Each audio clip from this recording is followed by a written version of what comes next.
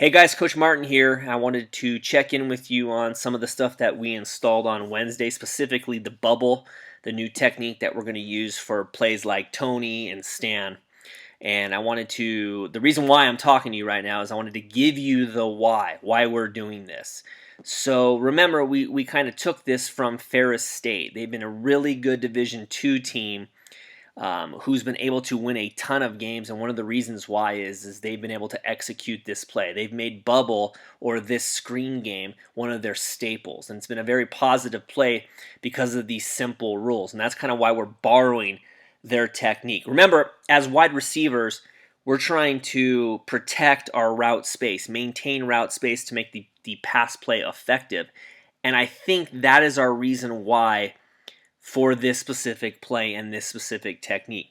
We are going to protect our route space using two keys, timing and alignment.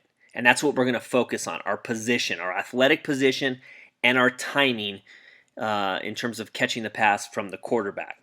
So let's get into it. I told you on Wednesday our alignment matters. So I kept backing a ton of you off the line of scrimmage. I want you to align about 3.5 to 4 yards behind the line of scrimmage when we are running these plays. And we'll get to why when we show you some video. The next thing is we're going to focus on timing. And timing is huge for this play. And that's why we have adopted this rock back on the snap. We're going to rock back on our back foot, which for Tony and Stan, if we are running this just like these guys, we're going to put our inside foot back. Okay, our inside foot's going to go back. We're going to rock back on that inside foot, and we are going to trigger when the quarterback begins to release the ball. All right, and we'll do our break. Our break here, or our snap, will be an open crossover step. So our snap is an open crossover step. Last 2 points I want to point out here is we are going to keep our shoulders square to the line of scrimmage. And when we catch the ball, it'd be nice if we yelled go, go, go. That would just help our blockers in front of us kind of get the picture. I showed you these videos. This is Ferris State running this play. Okay, the thing that you should focus on, and this is what we need to drill home, is alignment and timing. All right, alignment. Where is this guy starting on this route? Remember I said 3.5 to 4 yards. That matches up to where our quarterback will be when he gets the snap from center. Second, timing. Notice the rock back. He's rocking back on his inside foot, and he does not trigger until the quarterback starts his throwing motion. He does not trigger until the quarterback starts his throwing motion. Get a look at it here from this gentleman. Okay, it's going to reset right here. Rock back. Look at that. Patience. Patience to get the ball. Rock back. Trigger when the quarterback starts his throwing motion to you. One more time. Rock back. Trigger when the quarterback starts his throwing motion to you. So this is the technique that we're going to use when we are stagnant or stationary. And here's how Ferris State uses it in the course of their offensive scheme. Notice the guy we're going to focus on is this dude right here in the slot, okay? They actually run double bubble, all right? So this guy's running a bubble too here on the bottom, and this guy up here has a bubble. What I want you to do is focus initially on the quarterback. As we're watching this play, watch the quarterback goes into mesh opposite of where he throws the bubble screen, okay? Having seen that, now focus on the wide receiver. Rock back, wait till the quarterback initiates his throwing motion, and that's when we trigger our bubble. The reason why is effectively if we rock back and wait for the quarterback to start his throwing motion, take our time, patience, we work on patience, timing, right? Remember I told you the two keys, timing, and we work on alignment. We don't fly outside of the route space for the bubble. We do not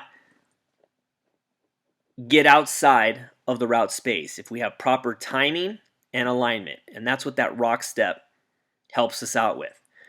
So that's how Ferris State does it.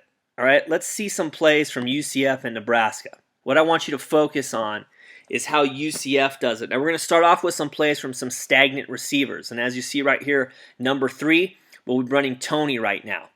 Okay, what I want you to do is notice where these guys start and where they finish. Now they're a little bit different than Ferris State. They don't use a rock step to help them with their timing, but Their receivers are very good with the discipline to not get outside of their route space.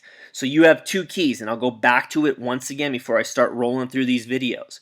We are going to control our timing with a rock step if we can. When we're stagnant, we're going to control it with a rock step.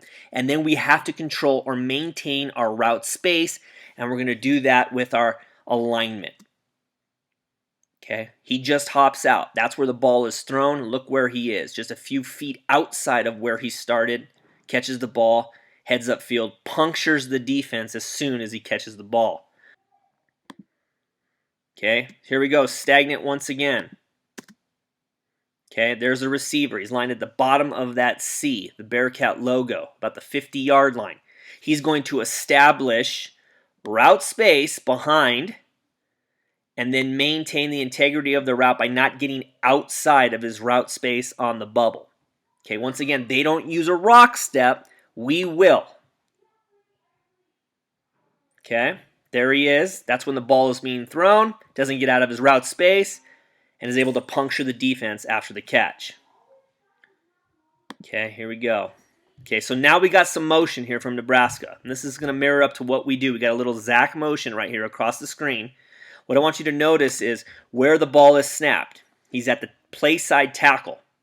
Okay? How do you maintain route space in motion? You really got to slow yourself down and measure your steps. Okay? One good way is to lose ground. Then puncture the defense on the catch. What I mean by puncture the defense is have that electric motion, that athletic motion to get through the defense, to head north and south. All right, so once again, the snap happens at the play side tackle. What is the receiver going to do? Well, he needs to maintain timing, so he's not going to speed race out. He's going to maintain his route space, right? So he's not going to run out here really, really fast, and he needs to get into better alignment with the quarterback. Look at that, perfect. Look where the ball's thrown, okay? Go back. Snapped at the tackle, thrown at the hash. We have maintained route spacing. We catch the ball, puncture the defense. Okay, so once again, man, it's all about timing and alignment. Okay, right now this is a good, so I put this in here. This is hack motion, and the reason why I put this play in here is to show you what happens when we get outside of that bubble zone and we don't maintain our route space. The ball is snapped almost at the number 2 receiver, almost at that slot receiver. Okay, we are wide. Okay, the only thing the receiver can do is turn around and actually stop his motion. So the play's not dead. We're able to run this. Okay, but because the motion gets us out wider, we need to actively think, how do I maintain my route space? Okay, maybe it's just a couple more steps and then I stop and I wait for the football. All right? And make a football play, puncture the defense, get north and south. We're going to run Tony here. What I want you to do is watch this motion man. Look how far. He's outside of the tackle box already. So you should be thinking actively to yourself, what do I have to do to maintain route space? Maybe I got to throttle down my steps. He's already at good alignment. He's lost enough ground. He's behind the quarterback. This is going to set up a good target for our quarterback. Quarterback pulls and throws. The running back has slightly moved up towards the line of scrimmage, and I believe he is way outside of his bubble zone. The reason why is check out where this catch is made. Look how far away that is. That is not an easy throw and catch. I don't care if you are a Division I athlete, and it's referenced right there by a drop.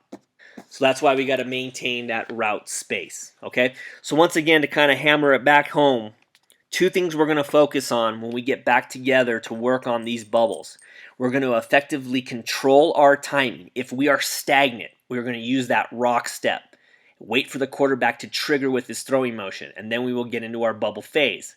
If we are in motion, we need to actively measure where we are on the football field and in relationship to the play. And we will maintain our route space by controlling our steps and working our alignment back to an advantageous position for the quarterback to throw. And then the second thing is that alignment. Okay, we want to give the quarterback a good, solid target while maintaining athletic position, and we will lose ground to do so. Oh, eventually you're going to have to make a guy miss, but I'll leave that to you. All right, third thing to do is finish. We'll puncture the defense, okay? So timing and alignment. I will send these videos to Huddle, and I will kind of try to share them with you as well on Team Attack. Hopefully you guys gain something out of this, and I will see you in practice on Monday.